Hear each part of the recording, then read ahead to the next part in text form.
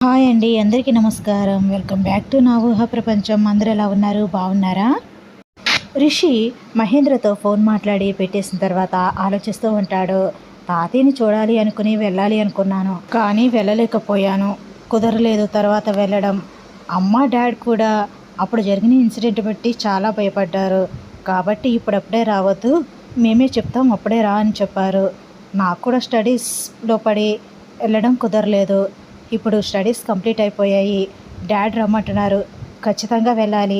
Dad రమ్మన్న దగ్గర నుంచి ఎప్పుడెప్పుడు ఇండియా వెళ్ళిపోవాలా అనిపిస్తుంది నాకు అని అనుకుంటూ ఆలోచిస్తూ ఉంటాడు. అందులో రిషి ఫోన్ రింగ్ అవుతూ ఉంటుంది. ఫోన్ ఎవరు చేస్తున్నారు అనుకుంటూ ఫోన్ చూసుకుంటాడు రిషి. వసు నంబర్ నుంచి ఫోన్ వస్తూ ఉంటుంది. వసు నంబర్ చూడగానే రిషి పెదవులపై ఆటోమేటిక్గా చిరునవ్వు వచ్చేస్తుంది. ఏంటి ఈ రాకాసి ఇప్పుడు ఫోన్ చేస్తుంది అనుకుంటూ లిఫ్ట్ చేయాలా వద్దా అని ఆలోచిస్తూ ఉంటాడు. ఫోన్ లిఫ్ట్ చేయకపోయేసరికి ఏమైంది, ఫోన్ లిఫ్ట్ చేయడం లేదు అని మళ్ళీ ట్రై చేస్తూ ఉంటుంది వాసు.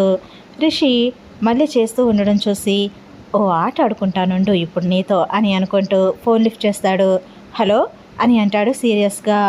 హలో బాబు, మహేష్ బాబు, ఏం చేస్తున్నావు? ఏంటి ఈ మధ్య నేను ఫోన్ చేయట్లేదు అని నన్ను మర్చిపోయినట్టున్నావు పూర్తిగా అని అంటూ ఉంటుంది. హా, మీకు ఒక విషయం చెప్పాలి మేడం గారు అని అంటూ ఉంటాడు రిషి. అదేంటి కొత్తగా మళ్ళీ మేడం గారు అంటున్నావు? అంతేలే, మర్చిపోయావు కదూ అని అంటూ ఉంటుంది వాసు. అదేం లేదు, మీకు ఇప్పుడు బాగానే ఉంటుంది కదా. మీకు ఒక నిజం చెప్పాలి, మీరు అనుకుంటున్నట్టు నేను మీ మహేష్ బాబుని కాదు, నేను వేరే. మీరు రాంగ్ నెంబర్కి డయల్ చేశారు. అర్థమవుతుందా నేను చెప్పేది అని అంటూ ఉంటాడు రిషి. ఏంటి, ఏం చెప్తున్నారు? వినిపించడం లేదు అని అంటూ ఉంటుంది వాసు. వినిపించదు నీకు, వినిపించేటట్టు నేను చేస్తాను కదా అని అనుకుంటూ ఉంటాడు మనసులోనే. ఓకే మేడం, మీకు వినిపించడం లేదు కదా, కాల్ కట్ చేస్తున్నాను, తర్వాత మాట్లాడదాంలేండి అని అంటూ ఉంటాడు. ఏ నేను చాలా కష్టపడి కాల్ చేశాను, వినిపిస్తుంది చెప్పండి అని అంటూ ఉంటుంది వాసు. వినిపిస్తుందా? అయితే నేను చెప్పింది అర్థమైంది అనుకుంటాను అని అంటూ ఉంటాడు రిషి. అర్థమైనట్టే ఉంది కానీ అర్థం కాలేదు అని అంటూ ఉంటుంది వాసు. అవునా, అయితే అర్థమయ్యేటట్టు డీటెయిల్డ్గా నేను డైరెక్ట్గా వచ్చి చెప్తానులేండి అని అంటాడు రిషి. డైరెక్ట్గానా? అంటే మీరు ఇండియా వస్తున్నారా అని అంటూ ఉంటుంది వాసు. అనుకుంటున్నాను, వచ్చినప్పుడు డీటెయిల్డ్గా చెప్తానులేండి అని అంటూ ఉంటాడు రిషి. సర్లేండి, చెప్పుతురుగానిలే కానీ ఏం చేస్తున్నారు అని అంటూ ఉంటుంది వాసు. మీరు ఫోన్ పెట్టేస్తే ప్రశాంతంగా పడుకుందాము అనుకుంటున్నాను అని అంటాడు రిషి. శాడిస్ట్ బావ అనుకుంటూ ఓకే గుడ్ నైట్ అని ఫోన్ పెట్టేస్తుంది వాసు. రిషి నవ్వుకుంటూ ఫోన్ వంక చూస్తూ ఉంటాడు. నన్నే ఆట పట్టిద్దామా అని వేరే వాళ్ళలాగా ఫోన్ చేస్తావా? నిన్ను చూడు ఎలా ఆడుకుంటాను. ఇప్పుడు కాదు, ఇండియా వచ్చాక చెప్తాను నీ సంగతి అని అనుకుంటూ ఉంటాడు. బాబోయ్, బావ ఇండియా వచ్చేస్తున్నాడంట. అందరూ మీట్ అయినప్పుడు ఖచ్చితంగా ఈ నెంబర్ నాది అని తెలిసిపోతుంది రిషి బావకి. ఏమీ ఆలోచించకుండా ఫోన్ ఉంది కదా అని ఫోన్ చేసేసాను. ఇప్పుడు ఏం చేయాలో అర్థం కావడం లేదు. ఇప్పటి వరకు అంటే తను ఫారిన్లో ఉన్నాడు కాబట్టి నేను మేనేజ్ చేయగలిగాను. తను ఇండియా వస్తే నేను మేనేజ్ చేయడం కష్టమవుతుంది. ఎందుకంటే ఇంట్లో అందరికీ ఈ నెంబర్ తెలుసు కదా. ఎలా, ఏం చేయాలి? ఈ నెంబర్ నాది అని తెలిస్తే అమ్మో ఇంకేమైనా ఉందా, ఫోన్ చేసింది నేనని తెలిస్తే అస్సలు ఊరుకోడు, పెద్ద సునామీనే సృష్టిస్తాడు. ఆ సునామీలో నేను మునిగిపోతానేమో. దేవుడా, ఇప్పుడు నేను ఎలా బయటపడాలో అర్థం కావడం లేదు. ఏదో సరదాగా బావతో గొడవ పడదాము, బావని ఆట పట్టిద్దాము అని అలా చేశాను. కానీ ఇప్పుడు తలుచుకుంటే జరగబోయేది ఊహించుకుంటుంటేనే చాలా భయంగా అనిపిస్తుంది. అయ్యో వసు, ఎంత పని చేసావే. ఫారిన్ వెళ్ళిన వాడు ఎప్పటికైనా ఇంటికి వస్తాడు. ఇంటికి వచ్చినప్పుడు నీ నెంబరు ఫ్యామిలీ మెంబర్స్ ద్వారా ఎలా అయినా తెలుస్తుంది. ఈ లాజిక్ ఎలా ఆలోచించలేకపోయావే? ఇంత దూరం ఆలోచించుంటే అసలు ఆ ఫోన్ నుంచి ఫోన్ చేసేదాన్నే కాను. అసలు ఎందుకు చేశానా అని ఇప్పుడు అనిపిస్తుంది. మావే ఫోన్ కొనిచ్చాడు అని ఊపుకుంటూ చేసేసాను. ఇప్పుడు వాడు వస్తున్నాడు అంటేనే ఎలా రియాక్ట్ అవుతాడా అని దిగులు మొదలైంది. అయినా వాడేదైనా అంటే మాత్రం నేను ఊరుకుంటానా? అస్సలు ఊరుకోను అని తనలో తానే ఆలోచించుకుంటూ ఉంటుంది వాసు. తర్వాత రోజు రిషి ఆఫీస్కి వెళ్తాడు. ఆఫీస్కి వెళ్ళిన తర్వాత చైర్మన్ సార్కి లీవ్ తీసుకుంటున్నాను అని చెప్పాలి అని చైర్మన్ క్యాబిన్ దగ్గరికి వెళ్తాడు. ఎక్స్క్యూజ్ మీ సార్ అని అంటాడు. ఓ రిషి కమ్ కమ్ అని అంటూ ఉంటారు చైర్మన్ గారు. లోపలికి వెళ్తాడు. కూర్చో రిషి, ఏంటి విశేషాలు, ఏంటి ఇలా వచ్చావు అని అడుగుతూ ఉంటారు చైర్మన్ గారు. సార్ నాకు లీవ్ కావాలి, నేను ఇండియా వెళ్ళాలి అనుకుంటున్నాను, కొన్ని రోజులు నాకు లీవ్ కావాలి సార్ అని అంటాడు రిషి. అవునా, ఇప్పుడా అని అంటాడు చైర్మన్ గారు. అవును సార్, నేను ఇదివరకు వెళ్ళాలి అనుకున్నాను, కానీ అప్పుడు కుదరలేదు, ఇప్పుడు ఖచ్చితంగా వెళ్ళాలి, డాడ్ ఫోన్ చేసి రమ్మని చెప్పారు సార్ అని అంటూ ఉంటాడు రిషి. ఓకే రిషి, నువ్వు లీవ్ తీసుకో, నేను కాదనను, కాకపోతే ఈ ప్రాజెక్ట్ని డీల్ చేసేది నువ్వే, మరి నువ్వు లేకపోతే అని అంటూ ఉంటారు చైర్మన్ గారు. నో ప్రాబ్లం సార్, నేను లేకపోయినా ఈ ప్రాజెక్ట్ని నా ప్లేస్లో కిషోర్ హ్యాండిల్ చేస్తాడు అని అంటూ ఉంటాడు రిషి. కిషోరా? ఓకే, కిషోర్ కూడా చాలా తెలివైనవాడు, చాలా సమర్థుడు, నాకు ఏ ప్రాబ్లం లేదు రిషి, ఓకే నీకు లీవ్ శాంక్షన్ చేస్తున్నాను అని అంటారు చైర్మన్ గారు. Thank you sir, thank you so much అని అంటాడు రిషి. రిషి, ఏదైనా ప్రాబ్లం వచ్చిందనుకో, ఒకవేళ కిషోర్ హ్యాండిల్ చేయలేకపోతే అప్పుడు ప్రాబ్లం అవుతుంది, కాబట్టి నువ్వు ఇండియా వెళ్ళినా సరే వర్క్ ఫ్రమ్ హోమ్ ఆప్షన్ ఇస్తున్నాను, నువ్వు ఇండియాలో ఉంటే కూడా వర్క్ చేయొచ్చు, కానీ ఈ ప్రాజెక్టుని మాత్రం జాగ్రత్తగా తీసుకువెళ్లాల్సిన బాధ్యత నీదే. కిషోర్తో పాటు నువ్వు కూడా ఇన్వాల్వ్ అవుతూ తనకు సజెషన్స్ ఇస్తూ ఈ ప్రాజెక్ట్ని ముందుకు తీసుకువెళ్ళు. కిషోర్ పైన నమ్మకం లేక కాదు, ఈ ప్రాజెక్ట్ని ఫస్ట్ నుంచి నువ్వే డీల్ చేస్తున్నావు కాబట్టి, నీ వల్ల ఈ ప్రాజెక్టు మనకు వచ్చింది కాబట్టి, ఒకవేళ ఏదైనా సమస్య వస్తే రిషి లేడు కాబట్టి ఇలా అయిందేమో, రిషి ఉండుంటే బాగుండేది అనే ఆలోచన ఎవరిలోనూ రాకూడదు, కాబట్టే నీకు ఈ అవకాశాన్ని ఇస్తున్నాను, నువ్వు సద్వినియోగం చేసుకుంటావని అనుకుంటున్నాను, అందులోనూ అందరికన్నా ఎక్కువ నేను నిన్నే నమ్ముతాను, కాబట్టి నువ్వే డీల్ చేయాలని నేను ఆశపడుతున్నాను, నా నమ్మకాన్ని నువ్వు నిలబెట్టుకుంటావని అనుకుంటున్నాను అని అంటూ ఉంటారు చైర్మన్ గారు. షూర్ సార్, తప్పకుండా మీ నమ్మకాన్ని నేను నిలబెట్టుకుంటాను, ఇంట్లో నుండి కూడా నేను వర్క్ చేస్తాను, ప్రాబ్లం ఏం లేదు సార్ అని అంటూ ఉంటాడు రిషి. ఓకే రిషి, నీ లీవ్ గ్రాంటెడ్ అని సైన్ చేసేస్తారు చైర్మన్ గారు. ఇంకా రిషి బయటకు వస్తాడు. రిషి బయటకు రాగానే ఫ్రెండ్స్ అందరూ కూడా, ఏంట్రా ఇంతసేపు ఉన్నావు, ఏం మాట్లాడుతున్నారు చైర్మన్ గారు అని అడుగుతూ ఉంటారు. నువ్వు ఇండియా వెళ్తే ప్రాజెక్ట్ని ఎవరు హ్యాండిల్ చేస్తారు అని అడుగుతున్నారు, నేను కిషోర్ హ్యాండిల్ చేస్తాడు అని చెప్పాను అని అంటాడు రిషి. నా పేరు ఎందుకు చెప్పావరా, చావ కొడతాడురా బాబు నన్ను, వద్దురా, నేను హ్యాండిల్ చేయలేనురా, ఏదన్నా ప్రాబ్లం వస్తే రిషి ఉంటే ఇలా జరిగేది కాదు అని తెప్పు పొడుస్తూ ఉంటాడు నన్ను, రే నా పేరు అనవసరంగా చెప్పావరా అని అంటూ ఉంటాడు కిషోర్. రే భయపడకరా, నేనున్నాను కదా, ఏదైనా డౌట్ ఉంటే నాకు కాల్ చెయ్యి అని అంటూ ఉంటాడు రిషి. అది కాదురా బాబు, ఆ చైర్మన్ గారి గురించి నీకు తెలుసు కదా, నువ్వైతేనే ఆయన్ని డీల్ చేయగలవు, నువ్వు చెప్పింది ఆయన వింటాడు, మా మాట ఏమింటాడురా, ఏదైనా చిన్న ఇష్యూ వస్తేనే పెద్దగా ఎగురుతూ ఉంటాడు, ఇక నువ్వు లేకపోతే ఆయన్ని నువ్వు డీల్ చేసినట్టు మా వాళ్ళు కదరా డీల్ చేయడం అని అంటూ ఉంటారు ఫ్రెండ్స్. రే భయపడకండిరా, వర్క్ ఫ్రమ్ హోమ్ ఆప్షన్ ఇచ్చారా, నేను కూడా టచ్లోనే ఉంటాను, ఆన్లైన్లో వర్క్ చేస్తూనే ఉంటాను, కంగారు పడకండి అని అంటూ ఉంటాడు రిషి. అమ్మయ్య బ్రతికించావురా, రే చూసావా చైర్మన్ ఎలా అంటాడో, నువ్వు లీవ్ పెట్టినా జీతం ఇవ్వాల్సి వస్తుంది అని వర్క్ ఫ్రమ్ హోమ్ ఆప్షన్ ఇచ్చాడురా అని అంటూ ఉంటారు ఫ్రెండ్స్.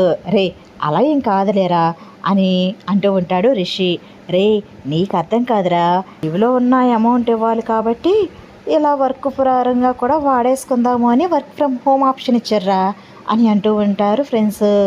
రే ఏదో ఒకటి, ఇంట్లో ఉన్న మనం ఖాళీగానే ఉంటాం కదా, ఫ్రీ టైంలో ఈ వర్క్ చేసుకుంటే ప్రాబ్లం ఏముంది అని అంటాడు రిషి. సర్లేరా, నువ్వు తోడుగా ఉంటావు వర్క్లో, మాకు ఏ టెన్షన్ లేకుండా ఉంది, ఆయన ఏ ఉద్దేశంతో ఇచ్చినా మాకు మాత్రం మంచి జరిగిందిలే, లేకపోతే ఏదైనా ప్రాబ్లం వస్తే మా మీద ఎగురుతూ ఉంటాడు, ఆ ప్రాబ్లం ఉండదు ఇంకా అని అంటారు ఫ్రెండ్స్ రిలాక్స్ అవుతూ. రిషి నవ్వుతాడు. రిషికి ఫ్లైట్ టికెట్ కూడా కన్ఫర్మ్ అయిపోతుంది. జగతి మహేంద్రలకి ఫోన్ చేసి వస్తున్నానని చెప్పేస్తాడు. ఇంట్లో అందరూ కూడా చాలా సంతోషంగా ఉంటారు రిషి వస్తున్నాడు అని. వసు మనుకి ఫోన్ చేస్తూ ఉంటుంది. ఏంట్రా ఫోన్ ఎంతసేపు చేసినా బిజీ వస్తుంది, ఎవరితో మాట్లాడుతున్నావు, ఏంజిల్తోనా అని అంటుంది వసు. అదేం లేదులే, ఫ్రెండ్తో మాట్లాడుతున్నాను అని అంటాడు మను. చెప్పు, నా దగ్గరే అబద్ధాలు చెప్తావా అని అంటుంది వాసు.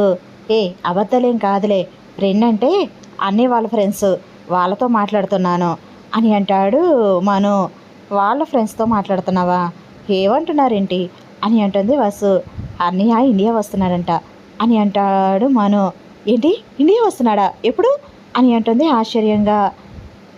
ఈరోజే బయలుదేరుతున్నాడంట అని అంటాడు మను. అని ఆశ్చర్యంగా చాలా టెన్షన్గా అంటూ ఉంటుంది. ఎందుకు అంత భయపడుతున్నావు అని అంటాడు మను. ఏం కాదులేరా, సరే నేనుంటాను అని ఫోన్ పెట్టేయబోతూ ఉంటే ఫోన్ ఎందుకు చేసావు అని అంటాడు మను. ఏం లేదులే, తర్వాత మాట్లాడతాను అని ఫోన్ పక్కన పెట్టేసి, వామ్మో బయలుదేరిపోయాడా, వచ్చేస్తున్నాడా అని టెన్షన్ పడుతూ ఉంటుంది వాసు. అయినా వాడొస్తే నేనెందుకు భయపడాలి? నన్ను ఏదైనా అంటే మావయ్యకి చెప్తాను. నెంబర్ విషయంలో ఏదో సరదాగా చేశాను, దానికి తిట్టేస్తాడా, గొడవ చేస్తాడా? ఊరుకుంటానేంటి, నేను కూడా గొడవ పడతాను అని అనుకుంటూ తనకు తానే ధైర్యం చెప్పుకుంటూ ఉంటుంది వాసు. తర్వాత సుమిత్ర వంటగదిలో వంట చేస్తూ ఉంటుంది. అమ్మా అమ్మా అనుకుంటూ వసు సుమిత్రను వెతుక్కుంటూ వెళ్తూ ఉంటుంది. ఏంటే వంటగదిలో ఉన్నా అని అరుస్తుంది సుమిత్ర. హో, నీ ప్లేస్ ఇదే కదా అనుకుంటూ వంటగదిలోకి వస్తుంది వసు కూడా. ఏంటే ఎందుకు అలా అరుస్తున్నావు, మెల్లగా చెప్పొచ్చు కదా అని అంటుంది సుమిత్ర. అక్కడ మెల్లగా చెప్పడానికి కొంపలు అంటుకుపోతున్నాయి తెలుసా అని అంటుంది వసు. ఎవరి కొంపలు ఎందుకు అని అంటుంది సుమిత్ర నవ్వుతూ. ఎవరి కొంపలు అయితే నేనెందుకు చెప్తాను, మన కొంపే అని అంటుంది వసు. అసలు విషయం చెప్పవే అని అంటుంది సుమిత్ర వంట చేసుకుంటూ. ఏంటమ్మా నువ్వు మా అన్నయ్య అని ఓ పెద్ద ఇదైపోతావు కదా, మీ అన్నయ్యకి నువ్వంటే అస్సలు ప్రేమ లేదు తెలుసా అని అంటుంది వసు. అవునా, నువ్వెలా కనిపెట్టావో మా అన్నయ్యకి నా మీద ప్రేమ లేదని అని అంటుంది సుమిత్ర. కనిపెట్టవసరం లేదమ్మా, చూస్తుంటే కొన్ని తెలిసిపోతాయి అంతే అని అంటుంది వసు. తమరికి ఎలా తెలిసిందో అని అంటుంది సుమిత్ర. నువ్వు మా వాళ్ళు అనుకుంటే సరిపోదు, వాళ్ళు కూడా మన వాళ్ళు అనుకోవాలి. మీ అన్నయ్యకి నీ మీద అస్సలు ప్రేమ లేదు, ఇక నుంచి నువ్వు ఆ ఇంటికి వెళ్తే అస్సలు ఊరుకోను అని అంటూ ఉంటుంది వసు. ఏంటే అత్తగారులాగా ఆర్డర్లు వేస్తున్నావు? ఒకవేళ మా అత్తగారు ఉన్నా ఈ మాట అనేవారు కాదేమో, కనీసం మా ఆయన కూడా నన్ను ఎప్పుడు ఈ మాట అనలేదు. నువ్వేంటే నా మీద పెత్తనం చేస్తూ నా పుట్టింటికే వెళ్ళొద్దు అని చెప్తున్నావు అని అంటుంది సుమిత్ర. అత్తగారు లేదు కాబట్టి నేను ఆర్డర్లు వేస్తున్నాను, మా నాన్న నీకు ఎదురు చెప్పలేకపోతున్నారు కాబట్టి నేను చెప్తున్నాను అని అంటూ ఉంటుంది వసు. ఇంతకీ విషయం ఏంటే, ఏదేదో మాట్లాడతావు, విషయం చెప్పు అని అంటుంది సుమిత్ర. విషయం ఏంటో తెలుసా, మీ మేనల్లుడు గారు ఉన్నారు కదా, పెద్ద మేనల్లుడు గారు లండన్లో ఉన్నారే, ఆ మేనల్లుడు గారు అని అంటుంది వసు. అయితే ఏంటే అని అంటూ ఉంటుంది సుమిత్ర. నీ మేనల్లుడు ఇండియా వస్తున్నాడంట, కనీసం ఈ విషయం నీకు తెలుసా ఇప్పటి వరకు? నేను చెప్తేనే కానీ ఈ విషయం నీకు తెలియదు. మా అన్నయ్య అని అంటూ ఎప్పుడు గొప్పలు చెప్తూ ఉంటావు కదా మీ అన్నయ్య గురించి. నిజంగా నీకు అంత విలువే ఉంటే వాళ్ళ కొడుకు వస్తున్నాడు అని నీకు ఇప్పటి వరకు కనీసం చెప్పారా? చెప్పలేదు కదా, అందుకే ఆ ఇంటికి వెళ్ళొద్దు అని చెప్తున్నాను. ఇక నుంచి ఆ ఇంటికి వెళ్ళడం కట్టుపెట్టు అని అంటూ ఉంటుంది వసు. పోవే, మా అన్నయ్యకి నాకు మధ్య చిచ్చులు పెట్టడానికి తయారయ్యావా అని అంటూ ఉంటుంది సుమిత్ర. అంతలో వసు చెవి గట్టిగా మెలితిరుగుతూ ఉంటుంది. అబ్బా అని చూసేసరికి మహేంద్ర వసు చెవిని తిప్పుతూ, ఇప్పటి వరకు నీ అల్లరి ఎక్కువవుతుంది అంటే ఓన్లీ చిన్నపిల్లలే అని మా చెల్లికి సర్ది చెప్పేవాడిని, ఇప్పుడు అర్థమైంది నీ గడ్డసరితనం, నీ అల్లరితనం. మా అన్న చెల్లెల మధ్య గొడవ పెట్టాలని ప్రయత్నిస్తావా అని నవ్వుతూ ఉంటాడు మహేంద్ర. మావయ్య వదలండి మావయ్య, మీరెప్పుడొచ్చారు, నేను చూసుకోలేదు అని అంటూ ఉంటుంది వసు. చూసుకుంటే అనేదానివి కాదు, చూడలేదు కాబట్టి నీ మనసులో ఉన్నవన్నీ చెప్పేశావు అంతేనా అని అంటూ ఉంటాడు మహేంద్ర. అదేం కాదు మావయ్య, మీ అన్న చెల్లెల బంధం ఎంత స్ట్రాంగ్గా ఉందని టెస్ట్ చేస్తున్నాను అని అంటూ ఉంటుంది వసు. గడసరు దానివే నువ్వు అని ఇంకా వెలుగు తెలుపుతాడు మహేంద్ర. వసు అత్తయ్య అని అంటుంది. ఇంకా జగతి దగ్గరికి వెళ్ళి, అత్తయ్య బాగున్నారా, ఎప్పుడొచ్చారు అని అంటూ ఉంటుంది. నువ్వు నా కొడుకు వస్తున్నాడు అని మీ అమ్మతో చెప్తున్నావు కదా, అప్పుడే వచ్చాము, ఏం చెప్తావా అని వెనక నుంచి వింటున్నాము అని నవ్వుతుంది జగతి. అది వాళ్ళని టెస్ట్ చేస్తున్నాను అత్తయ్య నేను అని అంటుంది వసు నవ్వుతూ. అర్థమైందిలేరా అని అంటుంది జగతి కూడా నవ్వుతూ. అవును, రిషి వస్తున్నాడు అని మేమే ఇంకా మీ అమ్మకు చెప్పలేదు, నీకెలా తెలిసింది న్యూస్ అని అంటుంది జగతి. అవును, నీకెలా తెలుసు అని అంటాడు మహేంద్ర కూడా. అది అది అని తడబడుతూ, మను ఉన్నాడు కదా, మను చెప్పాడు అని అంటుంది వసు. ఓహో, వాడప్పుడే నీ చెవిలో ఊదేశాడా అని అంటాడు మహేంద్ర నవ్వుతూ. అలా అందరూ కూడా నవ్వుకుంటారు. అందరూ కూడా కూర్చుని హాల్లో మాట్లాడుకుంటూ ఉంటారు. అంతలో చక్రం గారు కూడా వస్తారు. ఇంకా చక్రం గారు వచ్చిన తర్వాత, బావా భోజనం చేసి వెళ్ళండి అని అంటాడు మహేంద్రని. సరే బావగారు, చెల్లమ్మ వంట ప్రిపేర్ చేసేసింది, మేము వచ్చేటప్పటికి ఖచ్చితంగా చేసే వెళ్తాం అని అంటాడు మహేంద్ర. అందరూ కూడా అలా కబుర్లు చెప్పుకుంటూ నవ్వుకుంటూ ఉంటారు. రేపు ఎలాగో రిషి వస్తున్నాడు కదా, మీరు కూడా అక్కడికి వచ్చేయండి, అందరం కలిసి సంతోషంగా అక్కడే గడుపుతాము అని అంటాడు మహేంద్ర. సరే అన్నయ్య అని అంటుంది సుమిత్ర. ఐ హోప్ వీడియో నచ్చితే కనుక లైక్ చేయండి ఫ్రెండ్స్. మన ఛానల్ని ఫస్ట్ టైం చూస్తున్న వాళ్ళైతే ప్లీజ్ సబ్స్క్రైబ్ చేసుకుని బెల్ ఐకాన్ ప్రెస్ చేయండి, షేర్ చేయండి, కామెంట్ చేయండి మీ అభిప్రాయాన్ని. Thanks for watching.